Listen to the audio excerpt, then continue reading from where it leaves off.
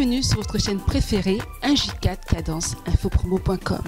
Je suis Sandrine Bala, votre présentatrice, et je salue toutes les personnes vraiment dans ce monde qui nous soutiennent, toutes les personnes qui aiment la parole de Dieu, toutes les personnes qui aiment l'actualité véritable, toutes les personnes et ainsi que notre équipe qui est à Kinshasa, qui nous soutient et qui font aussi un merveilleux travail en disant bonjour à Samantha Ifoji, à Junior Cambo et à Pécho,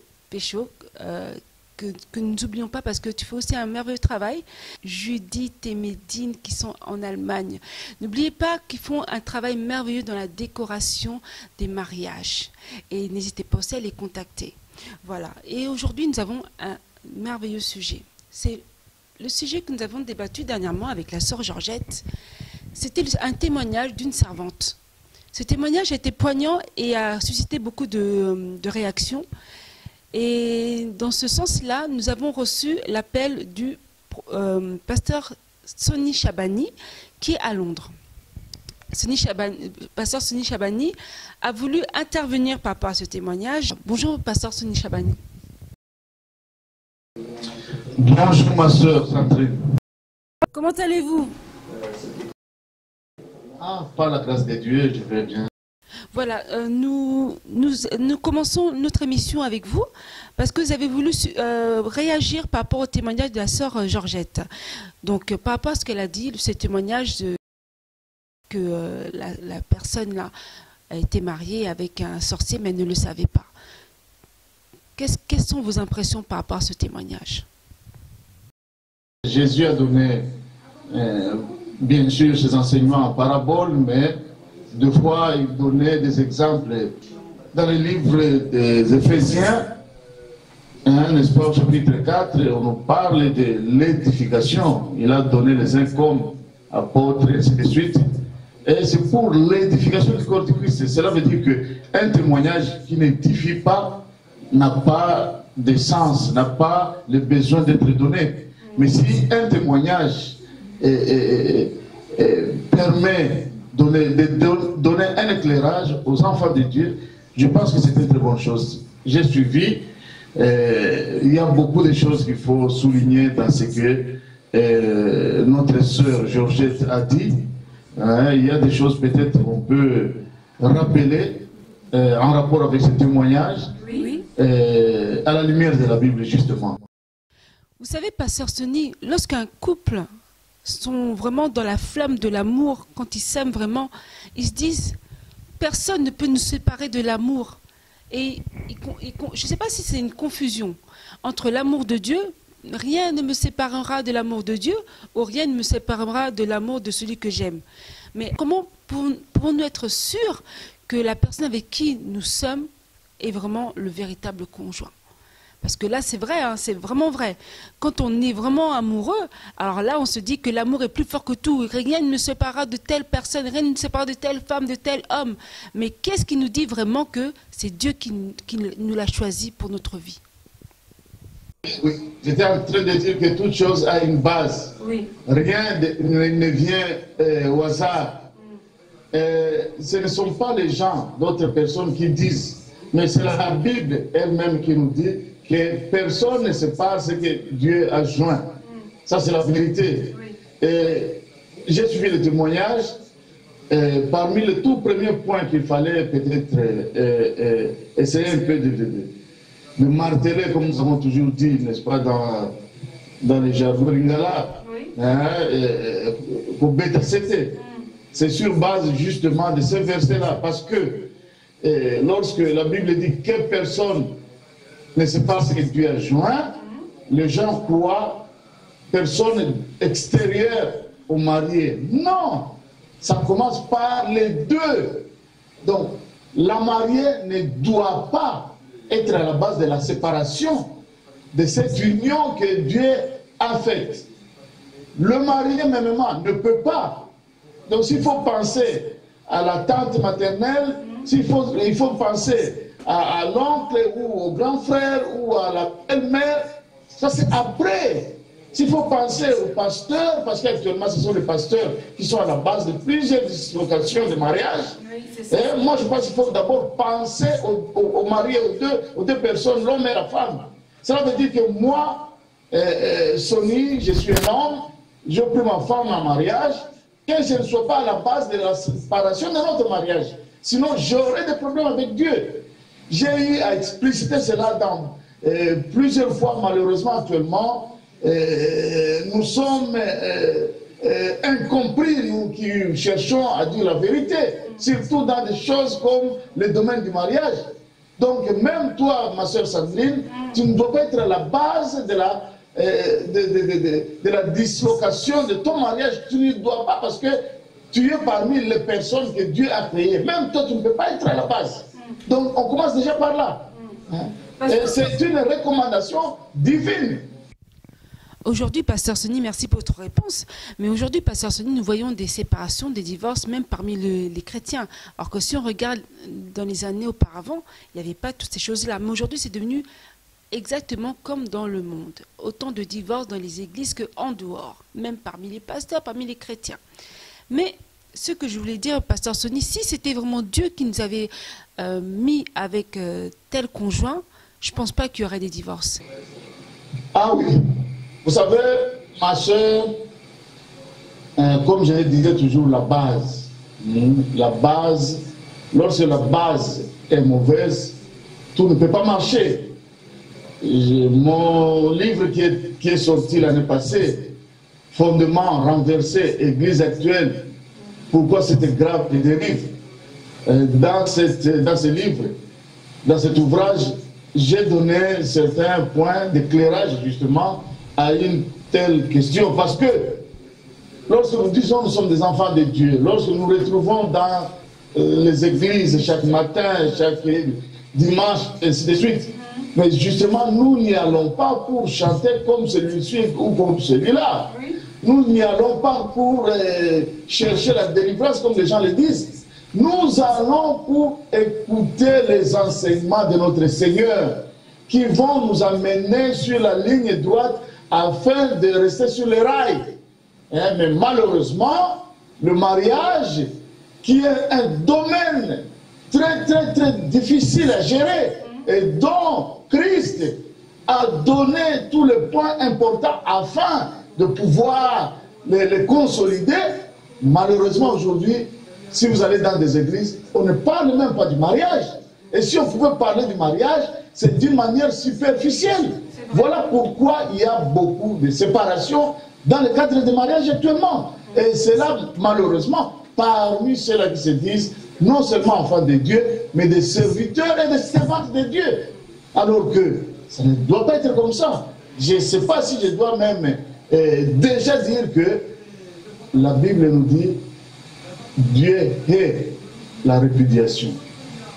Si tu répudies ton mari, si ton mari te répudie, tu as des problèmes avec Dieu, parce que c'est la Bible qui le dit. Merci beaucoup pour votre réponse, Pasteur Sonny. La question que j'aimerais vous poser aussi, ce serait par rapport à la répudiation, des séparations, tout ça. Dans la Bible, c'est écrit aussi, Pasteur Sonny, que l'homme a le droit de se séparer de sa femme par une lettre de répudiation et tout ça.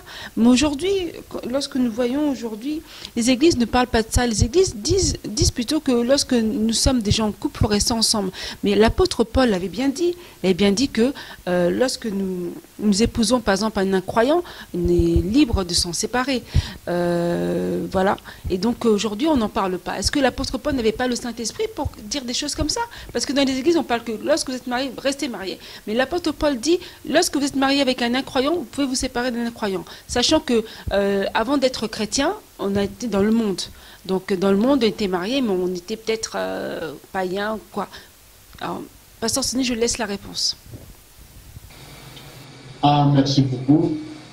Là, vraiment, nous devons même diminuer la vitesse. Permettez-moi d'aller lentement. Nous étions à 60 à l'heure. Permettez que nous puissions voyager même à 20 à l'heure. 20 km à l'heure. Alors,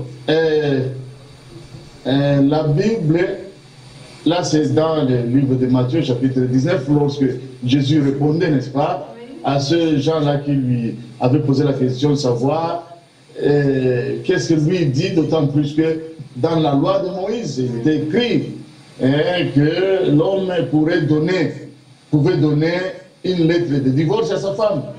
Et Jésus a dit, c'est à cause de l'endurcissement de leur cœur, mais au commencement, il n'en était pas ainsi.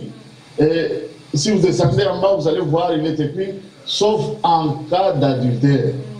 Ok, ça m'amène directement à donner la définition simpliste du divorce. Qu'est-ce que c'est que le divorce? Bien sûr, on dira la séparation totale ou partielle, mais surtout totale entre deux conjoints. Donc un homme et une femme qui est en mariage et qui se séparent. Mais moi je dirais tout simplement, c'est le manque du pardon. C'est que vous n'êtes plus en mesure de rester avec votre conjoint. Vous n'avez pas cette capacité-là de pardonner à votre conjoint, compte tenu de ce qui a été fait. Et si Jésus-Christ de Nazareth, qui est notre Seigneur, nous qui croyons en lui, nous disons ceci, que il a raison, parce que vraiment prendre la femme d'autrui, c'est plus qu'un sacrilège. Et aussi, prendre un mari d'autrui, c'est plus qu'un sacrilège aussi. Mais, si nous allons toujours dans la même Bible, il est écrit, n'est-ce pas, Matthieu chapitre 6, lorsque Christ enseignait ses apôtres à prier vers la fin, pardonne-nous nos offenses comme nous pardonnons à ceux qui nous ont offensés. Et par là, j'ai dit, donc si toi tu ne pardonnes pas, Dieu ne peut pas te pardonner aussi. Donc il faut tout pardonner. Parce que là, je parle par rapport aux questions que je reçois. Je parle. Oui, oui. Est-ce que vous pouvez me permettre de vider d'abord ces sous-chapitres, parce qu'il est très important. D'accord. Alors, si vous ne pardonnez pas à quelqu'un, quelle que soit la faute, n'attendez pas le dernier pardon à Dieu afin de pouvoir entrer dans le royaume des cieux. Ça, c'est sérieux. Donc, quelqu'un qui n'a pas su pardonner la faute à son conjoint, c'est quelqu'un qui va rester en train de rêver toute sa vie.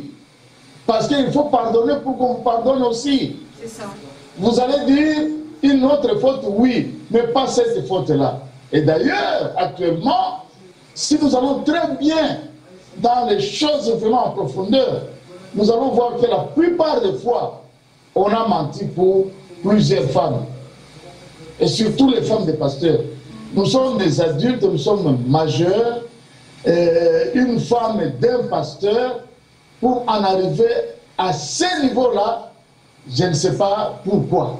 Il faut vraiment savoir qu'est-ce qu'il y a eu au juste et faire intervenir le Saint-Esprit pour savoir si le mari n'est pas en train de tromper ou pas. Des fois, les femmes sont prises en sandwich, il n'y a pas moyen qu'elles s'expriment, tout ça. Ok, ça c'est une chose. Je vais dire ceci, ma soeur, j'ai suivi le témoignage de notre soeur Georgette. Oui. Il y a un vice dans ce qu'elle a dit. La Bible n'a jamais dit que lorsque vous épousez un non-croyant, vous êtes libre de vous séparer. Au contraire, la Bible nous dit dans 1 Corinthiens chapitre 7, versets 12 à 14, que même le mari, si vous êtes femme, votre mari non-croyant, sera sanctifié justement parce que vous êtes croyante. Sinon, que dire des enfants que vous mettez au monde alors que les enfants sont sanctifiés parce que vous croyez en Dieu. Alors, c'est vice-versa même pour un monsieur qui épouse une femme qui ne croit pas au Seigneur. Cette femme est sanctifiée par cette croyance-là de son mari. Allez dans la Bible, 1 Corinthiens chapitre 7, vous allez voir Donc je disais, à partir du verset 12, même jusqu'à 16, vous allez comprendre ce que je suis en train de dire. Donc cela veut dire que le problème ne commence même pas là aussi. Parce que c'est là où vous comprenez que votre mari est devenu est sorcier, a toujours été sorcier, on ne peut pas rester avec un sorcier. Non. Lorsque vous croyez en Christ, et comme la sœur disait, servante de Dieu, mais raison de plus encore, pour s'attacher à la parole de Dieu. Parce que le mari est sanctifié par la femme qui croit au Seigneur Jésus. Donc cela veut dire que le problème ne commence pas lorsque vous découvrez la sorcellerie de votre mari. Le problème commence au début. Dans le témoignage, la sœur dit, les fiançailles n'ont fait que 6 mois. Et j'ai aimé lorsqu'elle disait, il faut dans la période qu'on appelle le pré-mariage ou les fiançailles, que les gens aient à se connaître. Je ne parle pas de la sexualité, je dis connaître le caractère, afin de pouvoir prendre la décision conséquente, parce qu'on ne se marie pas pour divorcer, c'est jusqu'à la fin de votre vie. Et on doit faire attention. Et je reviens encore à l'Église. L'Église a totalement démissionné sur ce point du mariage. Parce que nous, lorsqu'on s'est mariés, il y avait des réunions de couples. Je disais que l'Église a totalement démissionné, surtout dans le domaine du mariage. Parce qu'à notre époque, moi j'ai plus de 25 ans maintenant de mariage, à notre époque, on était en train d'organiser des réunions de couples, des gens qui vont se marier, des fiancés, quoi, des jeunes, hein, et parler de toutes ces questions-là. Savoir qu'est-ce que vous recherchez dans ce bateau dans lequel vous voulez entrer. Parce que ce bateau ne doit pas se noyer quelque part. Il faut que ça arrive jusqu'à destination. Hein, on se marie pour le meilleur et pour le pire. Pour le pire, justement. Alors, il faut savoir choisir son conjoint. Non seulement par la beauté physique ou quoi, la manière de parler, de s'habiller, ainsi de suite, mais se dire, est-ce que ce monsieur pourra me garder jusqu'à la fin de sa vie? Est-ce que ce monsieur pourra m'aimer comme Dieu le demande? Parce que Dieu nous demande à nous les hommes d'aimer nos femmes comme nous nous aimons nous-mêmes. Est-ce que ce monsieur va m'aimer comme il s'aime lui-même? Est-ce que ce monsieur, il va comprendre mes défauts? Est-ce qu'il ne va pas seulement se ranger du côté de mes qualités? Je ne suis pas sorti d'un arbre. J'ai une famille. Qu'est-ce qu'il y aura? Et tout ça. Il faut... J'ai aimé encore ce que la sœur a dit. Hein? La sœur a ajouté quelque chose en disant on doit connaître l'homme, connaître sa famille, savoir qui il est. Actuellement, les gens se marient. Tu ne connais même pas le nom du grand frère de la personne avec qui tu te maries. Et d'autres même ne connaissent même pas la tribu. Bon,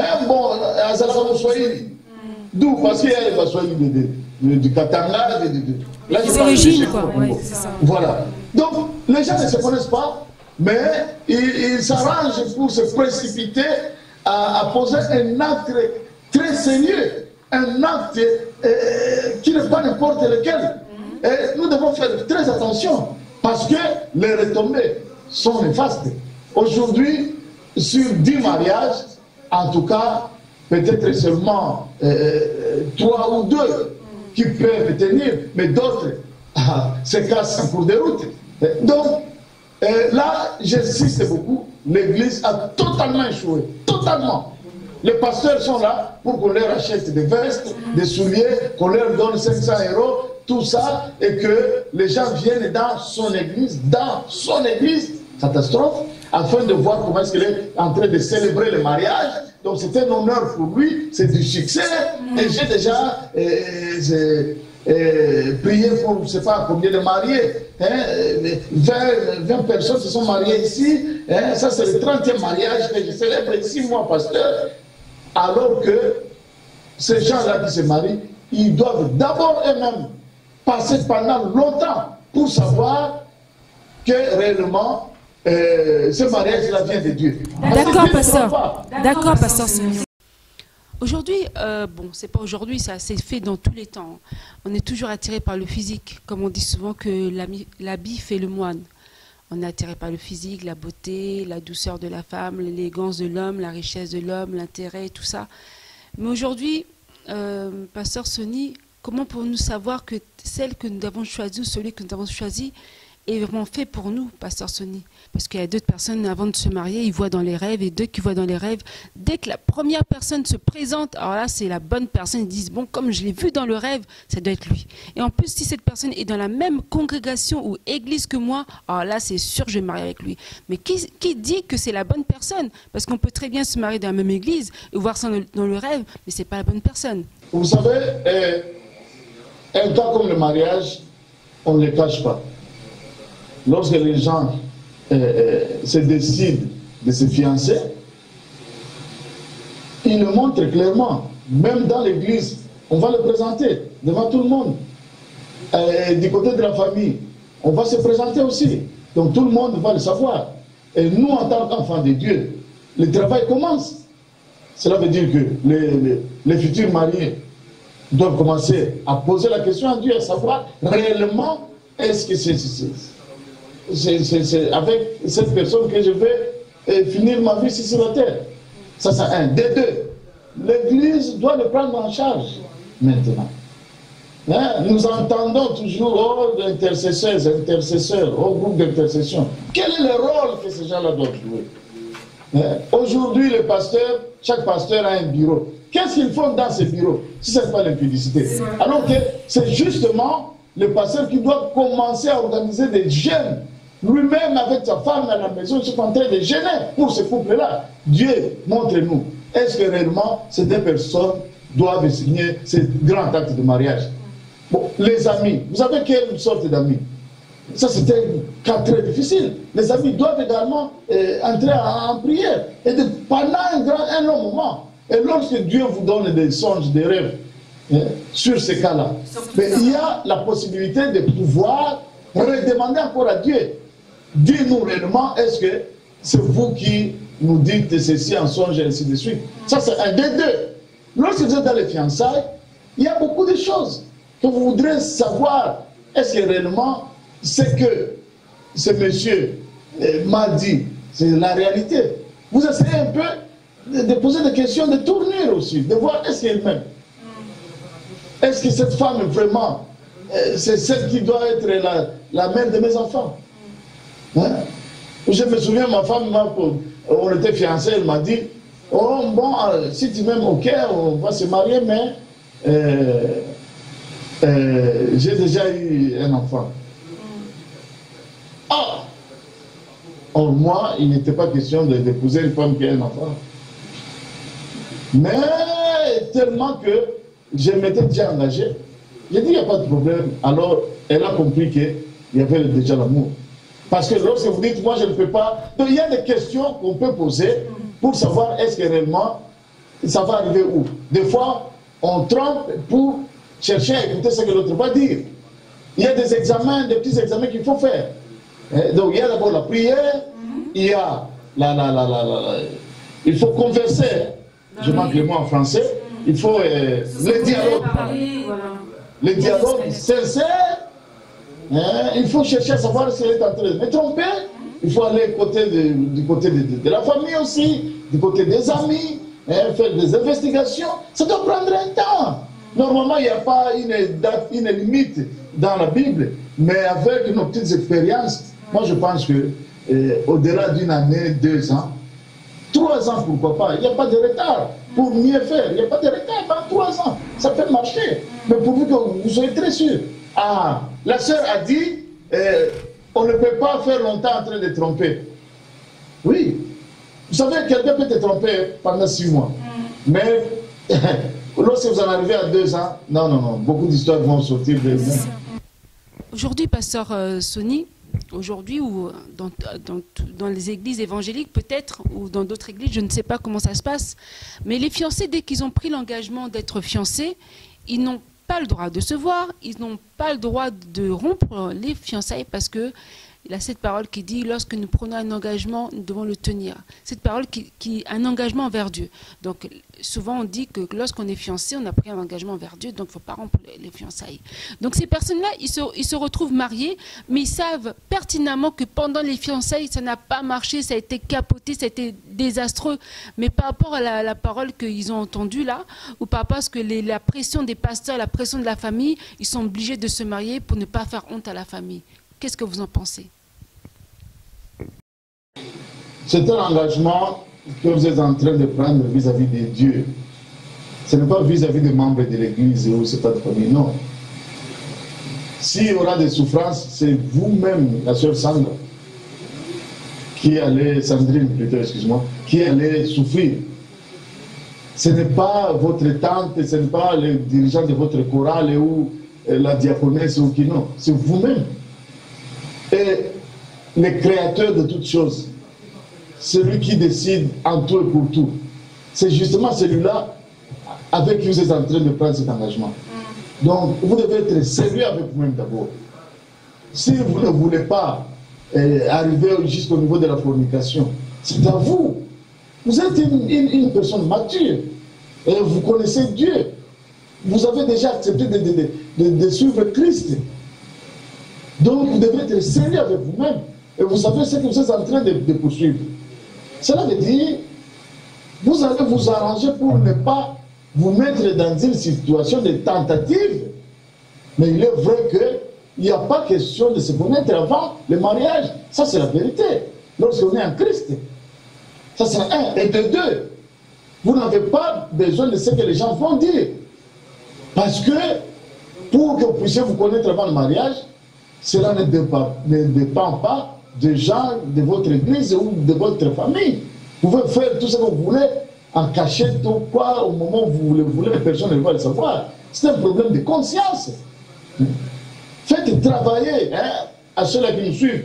Ils doivent faire travailler leur conscience. Et ils doivent être réellement nés de nouveau.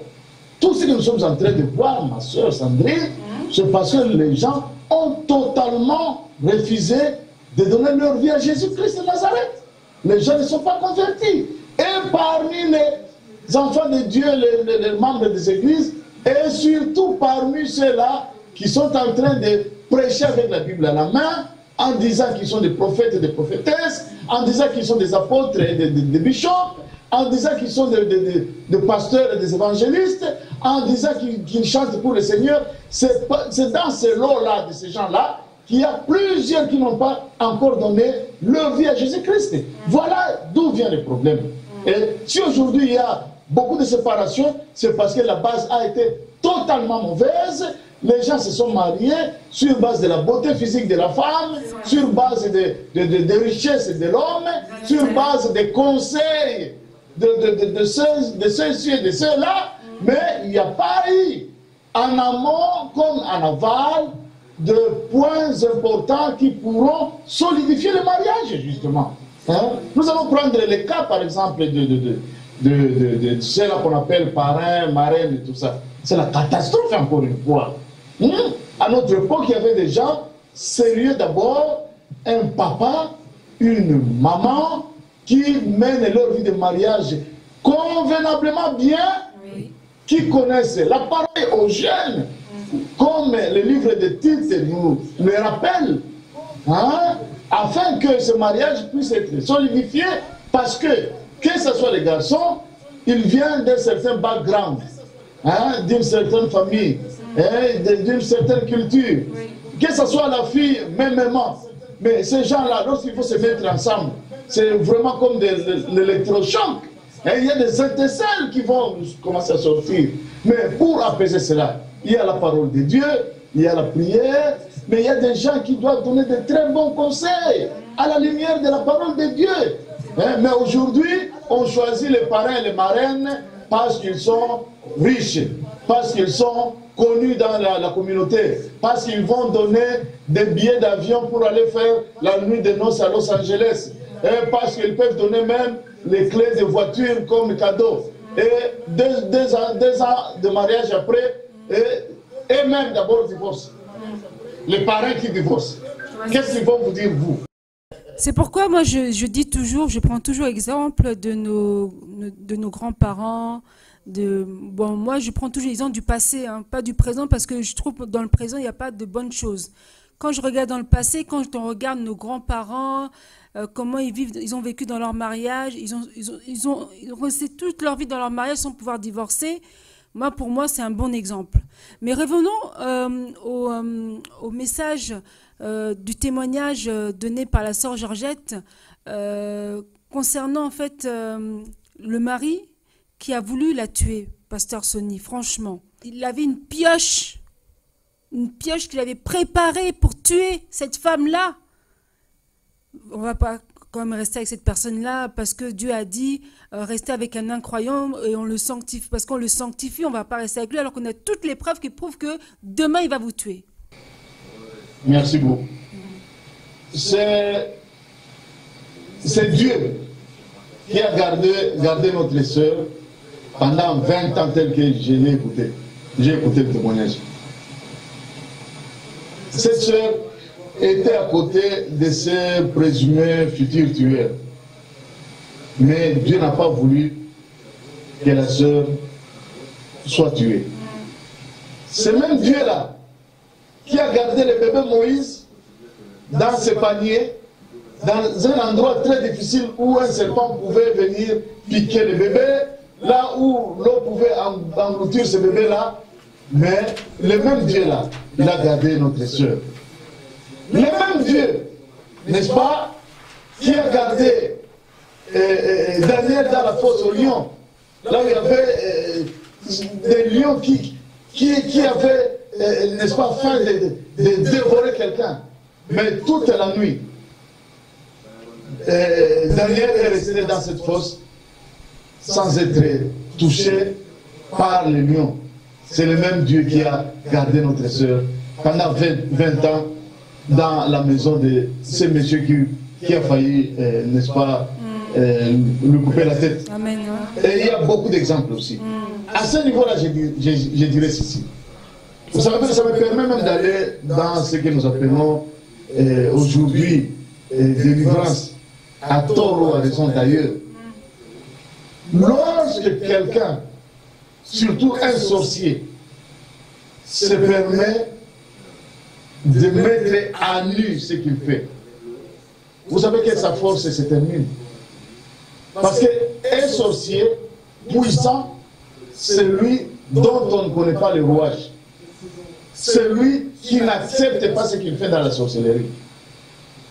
Mais dans une émission de télévision, une émission d'ordre chrétien, par la puissance de Dieu, les gens qui cherchent la puissance de Dieu pensent qu'il y a un monsieur qui fait tomber les gens de gauche à droite, oh il a la puissance. Non, la puissance de Dieu justement, c'est dans cette émission. Je ne sais pas si la présentatrice de l'émission, le présentateur ou la personne avait prié Dieu pendant toute la nuit. Et lorsque la puissance de Dieu est avec la présentatrice, voilà comment est-ce que Dieu permet à ce que les choses sortent. Et un sorcier, pendant 20 ans, il cachait, il vient déclarer tout. N'est-ce pas? Ça, c'est la puissance. C'est ça, justement, l'onction. On dirait l'onction. Non, c'est ça l'onction, ma soeur. Sandrine, tu as l'onction. Il faut seulement mettre le batterie en marche et l'onction de Dieu va se démontrer comme c'est là. Et alors, à ce niveau-là, lorsque il vient de déclarer sa sorcellerie ouvertement, et que la sœur comprend que c'est la réalité, c'est l'occasion pour la sœur de taper les mains, de glorifier le Seigneur, de chanter Hosanna, Alléluia, parce que justement c'est le moment de la prière qui doit commencer. Là c'est la délivrance qui a commencé déjà. De la même manière que Dieu a dit, Moïse dit à ces gens-là, les Égyptiens que vous voyez demain, vous ne les verrez plus. Donc cette histoire-là qui était en train justement d'engouffrer notre frère, ça va partir, c'est le moment que l'Église doit s'y mettre. C'est le moment que notre sœur qui disait qu'elle était une grande servante de Dieu. C'est le moment. qu'il fallait maintenant que les choses commencent en prière profonde. Jésus a dit, vous ne savez pas que d'autres esprits pareils ne peuvent pas sortir s'il n'y a pas jeûne et prière. C'est le moment qu'il devrait commencer à jeûner, à prier, à demander aux gens de l'église de venir, aller chez le pasteur et que le pasteur prenne ce monsieur en charge. Parce que Dieu ne nous défend jamais, ne nous autorise jamais de se séparer parce qu'il y a sorcellerie. Et elle avait la chance que le sorcier déclare sa sorcellerie. Et lorsque le médecin découvre la maladie, le médecin jubile. Pourquoi? Parce qu'il sait maintenant ce qu'il va faire.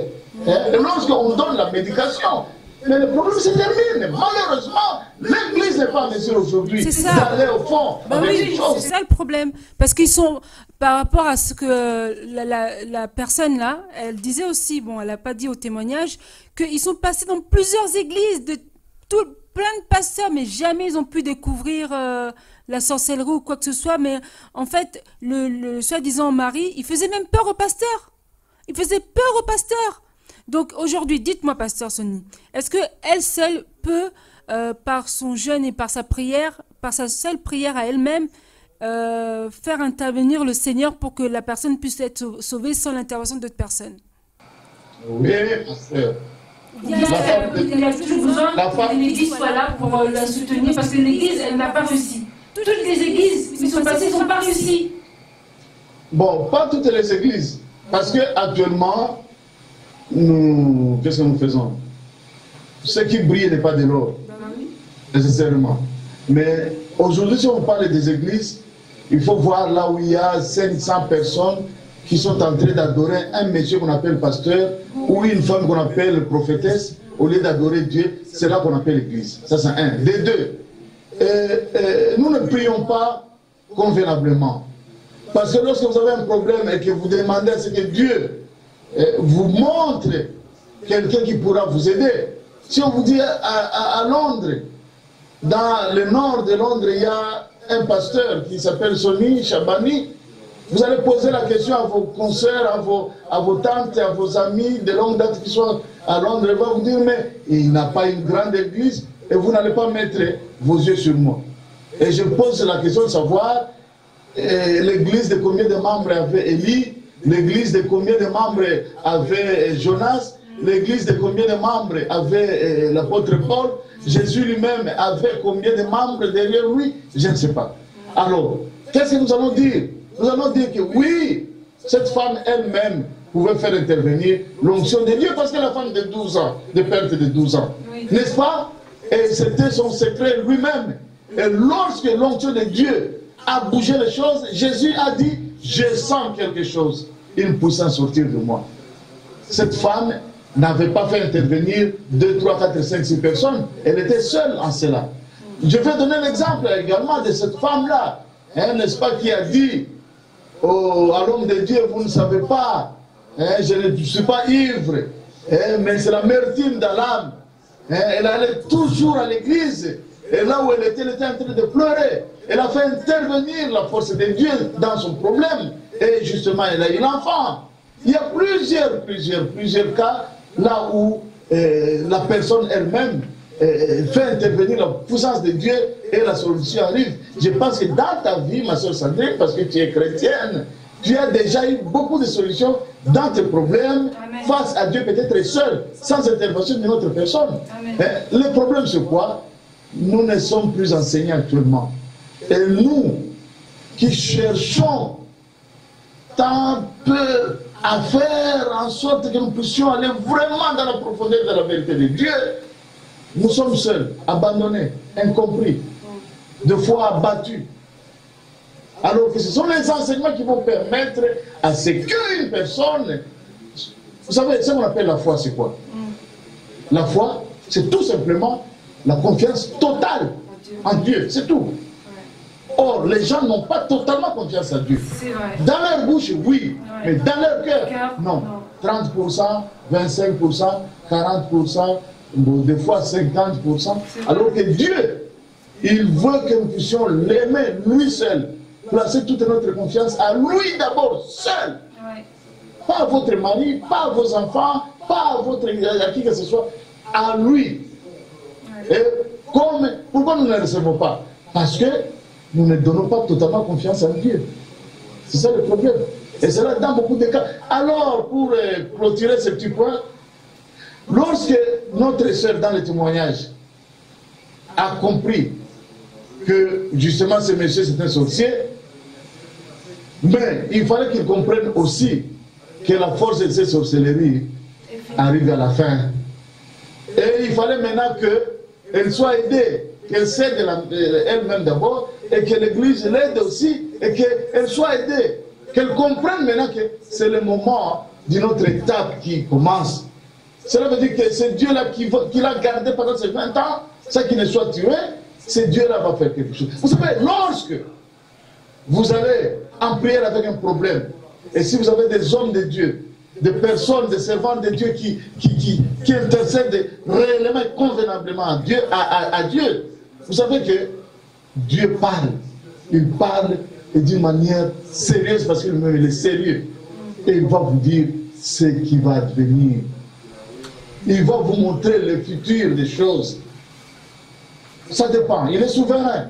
Est-ce que ce monsieur-là, il trompe ou il deviendra encore sorcier? Je ne sais pas. On ne peut pas aller partout là-bas, mais on doit d'abord faire le travail. On doit comprendre l'étape à laquelle on est et qu'est-ce qu'il faut faire. Seul, oui, avec l'aide de l'Église et des autres, oui, mais on ne peut pas se séparer. Je suis pasteur, j'ai lu ma Bible chaque jour, je m'agenouille pour demander la grâce de Dieu chaque jour.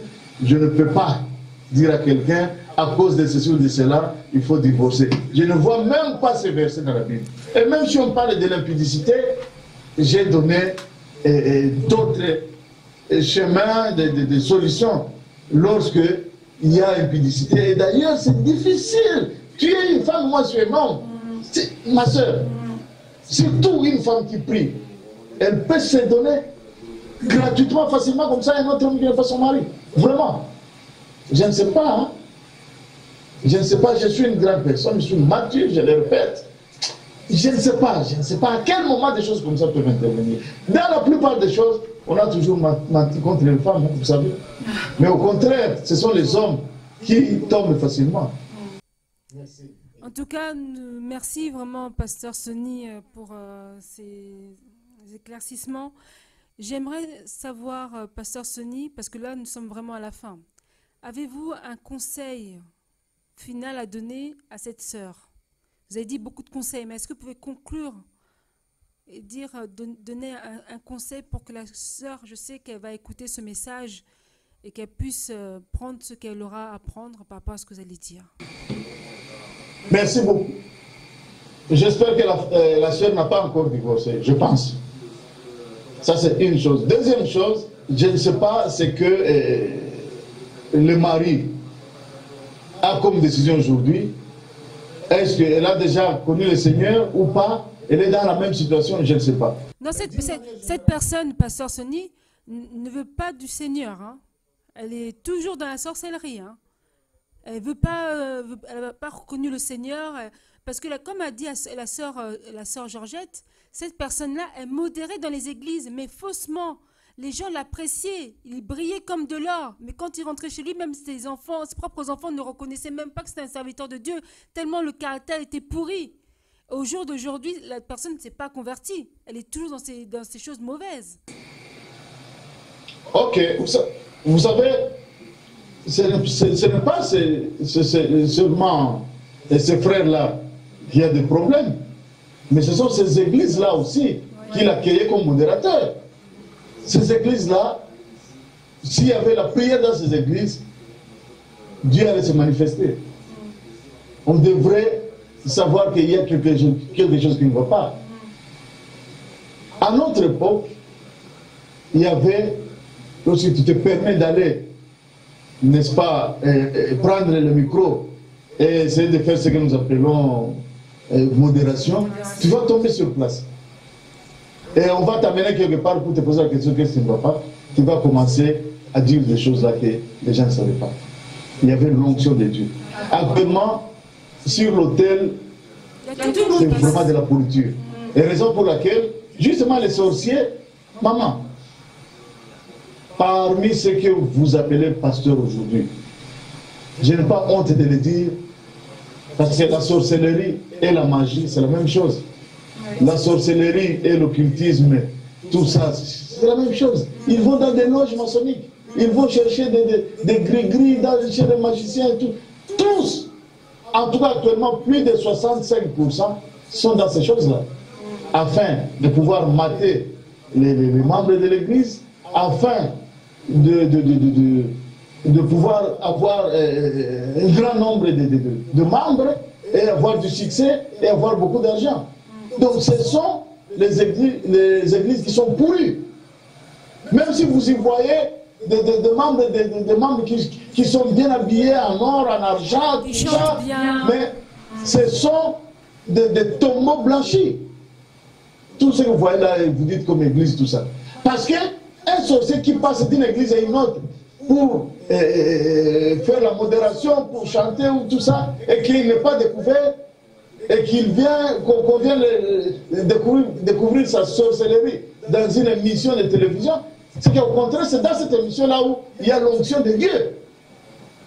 Le conseil que je vais donner, nous n'avons pas autre chemin. Cette maman doit s'agenouiller, doit aller chez Dieu qui donne solution, va poser la question de savoir, j'avais déjà une autre décision.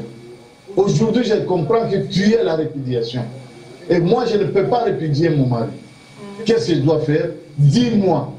Dieu parle. Et je demande à ce que cette sœur-là puisse faire intervenir des personnes qui prient sérieusement, des personnes qui sont réellement en Christ. Pas ceux-là qui veulent qu'on voie et qu'on sache qu'ils sont en Christ. Non. Quelqu'un peut être en Christ alors que d'autres personnes ne savent même pas. C'est possible. Je vais donner l'exemple de la défunte Marie Misamou. Marie Misamou, la femme là, la plus proche, qui était son amie proche là. Pendant le deuil, on lui a brandi le micro. Elle a dit, nous allions chez son pasteur, vers Njili là-bas dans le quartier de Kinshasa. Ce pasteur, chez lui, nous prions, c'était comme un petit couloir là, quelques personnes, même pas 10 peut-être. Mais la sœur Marie Missam a été ébahie de comprendre le poids de la prière que ce monsieur-là donnait à Dieu pour son cas. La sœur Missamou était totalement étonnée, n'est-ce pas, des enseignements qui sortaient dans la bouche de cet homme de Dieu dont toi et moi nous ne connaissons même pas les noms, s'il vous plaît. Et cette sœur a dit, oh, pourquoi est-ce que j'ai perdu tout mon temps chez ces fameux spécialistes, je dirais, de fameuses personnes comme de Sony Kafuta et les autres, tout ça. Et voilà là où la sœur est allée vraiment recevoir sa délivrance. Moi je dis, on peut beaucoup dire sur la sœur, la défunte de notre sœur. Peut-être que, en écoutant cet enseignement de ce pasteur qui n'est même pas connu dans la ville de Kinshasa, peut-être que par la prière de ce pasteur, notre sœur a eu la possibilité, l'occasion, la manière la plus sérieuse possible pour demander pardon à Dieu pour tout ce qu'elle a fait. Et peut-être qu'aujourd'hui, elle est dans les bras de papa Abraham en attendant l'arrivée de Jésus-Christ de Nazareth. Vous comprenez un peu? Donc c'est un problème personnel de cette sœur-là. Elle doit rembourser chemin, elle doit changer le fusil d'épaule, elle doit savoir qu'elle a fait un engagement avec Dieu, et non un engagement avec le mari, et non un engagement avec l'église, et non un engagement avec la famille. Parce que le mariage, c'est un acte par lequel un homme signe, n'est-ce pas, un contrat avec Dieu pour aimer la femme qu'il va prendre en mariage. C'est un contrat par lequel une femme signe un contrat avec Dieu pour ne pas se séparer avec ce monsieur qu'elle prend en mariage. N'est-ce pas? Ils doivent se chérir, ils doivent s'entendre, ils doivent devenir un. C'est un engagement que nous faisons avec Dieu et non avec les hommes. Or, si tu fais un engagement avec Dieu et que tu deviens idiot ou idiote, excuse-moi le terme, mais c'est ça la vérité, Quel est le solliciteur dans ce monde qui va s'intercaler dans des choses contre Dieu? Solliciteur, donc, avocat, voilà. Quel est cet avocat-là? Il n'y en a pas. Et c'est ce que les églises actuellement ne prêchent pas.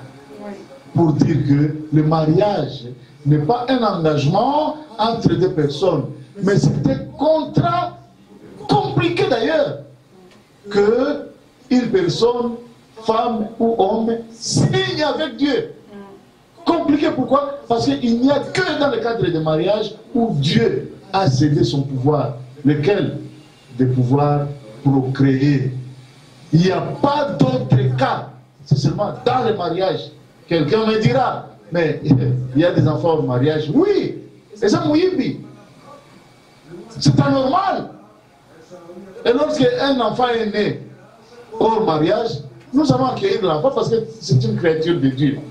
Mais les gens là qui ont eu cet enfant, ils ont des problèmes avec Dieu qui doivent régulariser. C'est ça la vérité de la Bible. D'accord, Pasteur Sonny, on va en finir là, mais juste 2 minutes, si vous avez possibilité de parler 2 minutes, par rapport à l'interview que j'avais fait avec le pasteur, le frère Kouka.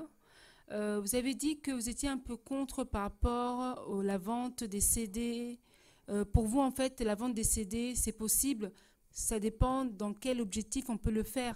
Pas pour s'enrichir, mais pour propager la parole de Dieu à diverses communautés qui parlent diverses langues, dans le but, toujours dans l'œuvre de Dieu, mais pas dans le but de s'enrichir, Pasteur Sonny.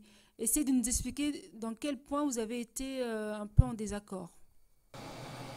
Je salue d'abord notre frère. J'ai été content de l'émission. Hein, vraiment, mes encouragements aussi, parce que c'est vous qui tenez l'émission. Donc que Dieu vous bénisse, vous deux. Merci. Nous avons eu beaucoup de choses, c'était vraiment enrichissant. Mais là où je ne suis pas d'accord, c'est parce que moi-même, je vous dis, je suis écrivain. Je venais de sortir un livre, je vais vous envoyer une copie. Le fondement renversé, l'église actuelle, pourquoi c'était grave dérive. Et je parle de là beaucoup de choses, vraiment, que nous rencontrons aujourd'hui dans les églises.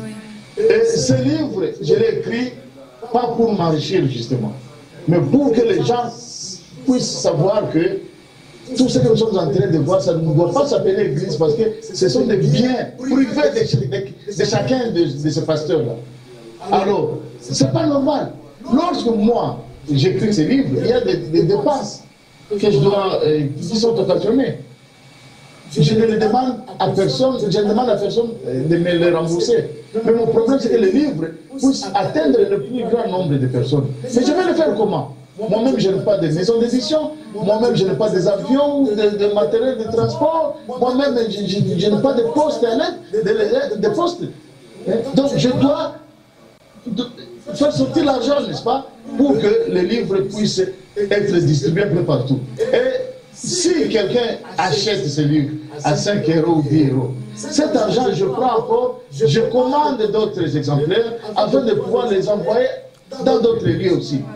Je ne reçois rien de cela. Et s'il faut me traiter, moi, comme un voleur, comme quelqu'un qui veut s'enrichir, au dos du Seigneur, oh, la Bible n'a pas été vendue, tout ça, non, c'est pas vrai. Vous avez bien dit. C'est à celui qui dit, ok, je vais vendre ceci parce que je voudrais avoir de l'argent. Ça, c'est autre chose. Mais moi, mon cas, par exemple, mon livre doit être traduit en 4 langues différentes. Les traducteurs. Il y a d'autres qui me demandent 4000 livres sterling, c'est à peu près 5 000 €. Qui suis-je, un simple monsieur qui ne fait que des petits travaux inutiles pour avoir ne fût-ce quelque chose à mettre sous la dent, moi et ma femme et mes enfants. Je n'ai pas tous ces millions-là. Hein? Mais à ceux pasteurs-là qui ont des millions de gens, hein? Ces gens-là, on chante à la télévision à tout moment. Ils ont des millions que ces gens-là viennent leur donner. Ils peuvent prendre dans ces millions un certain montant. Moi, je vais dire à notre frère, est-ce que je peux lui demander de pouvoir faire imprimer un certain nombre d'exemplaires de mon livre et distribuer gratuitement aux gens?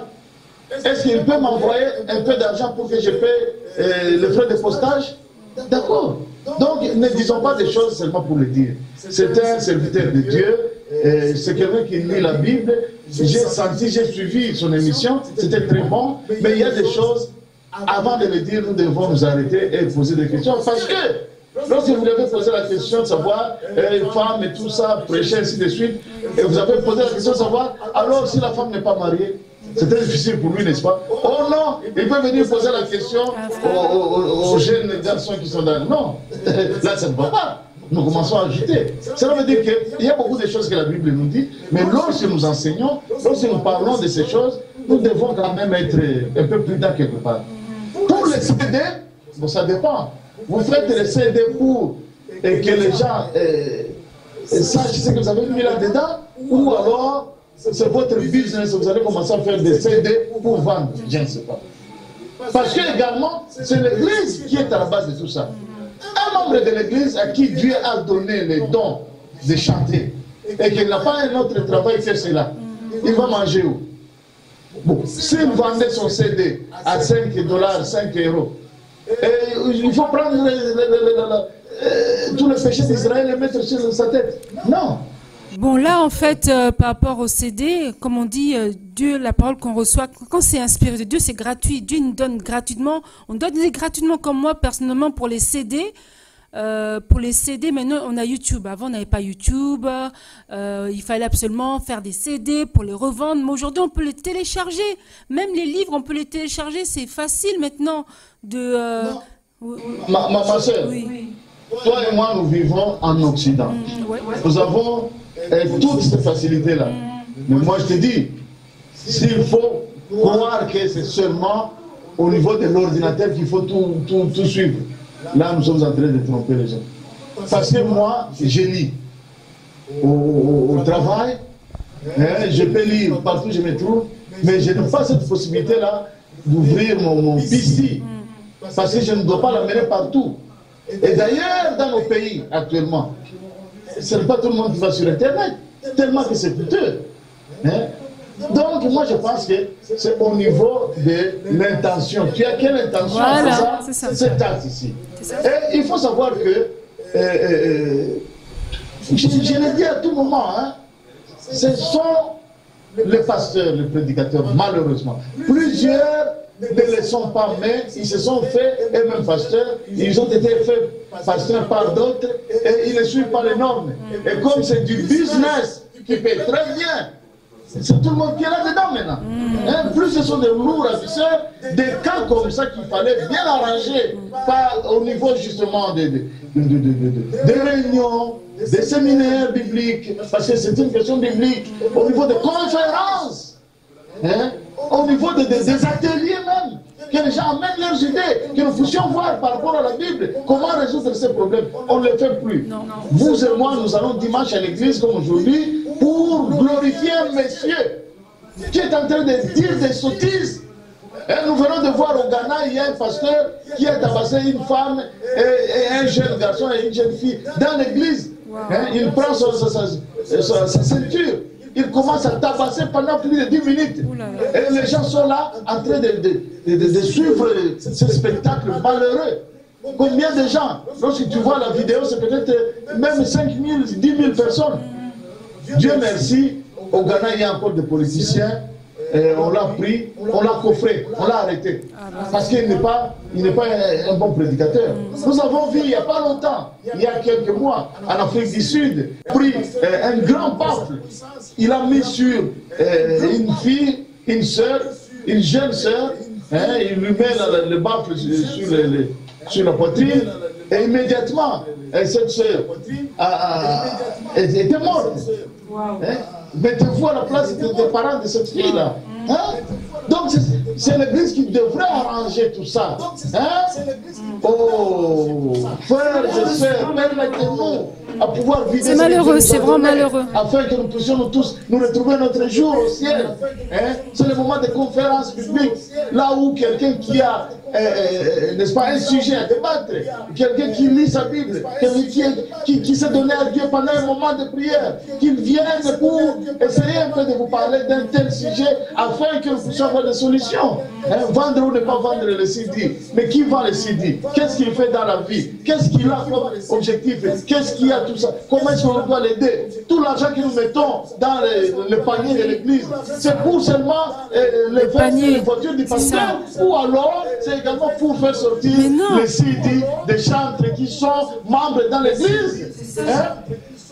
Et si on vendait ça, est-ce qu'il y a des problèmes? On peut vendre ça, ne fût-ce que pour avoir quelque chose. On regarde combien est-ce qu'on a dépensé pour la production, pour ceci, à la télévision, et ainsi de suite. Et ce monsieur, cette dame-là, et on doit quand même lui donner quelque chose.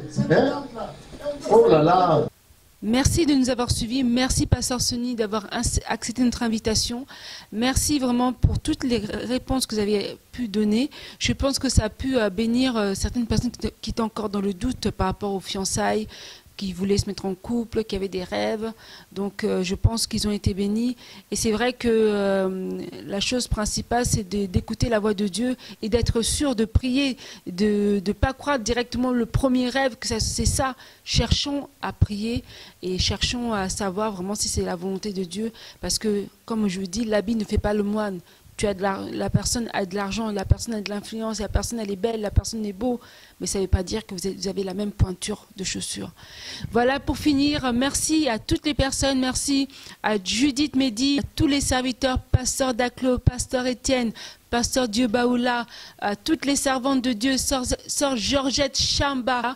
Et vraiment, je vous remercie pour le soutien que vous nous accordez. Et merci encore à tous les serviteurs à venir qui viendront mettre leur pierre sur cette chaîne 1J4 Cadence Info Promo, afin que la parole soit dite d'une manière véritable et avec l'aide du Saint-Esprit. Merci notre Dieu pour le soutien. Merci parce que tu as été le commencement et la fin de cette émission. Que toute la gloire te revienne. Merci, à très bientôt sur votre chaîne préférée 1J4 Cadence Infopromo.com.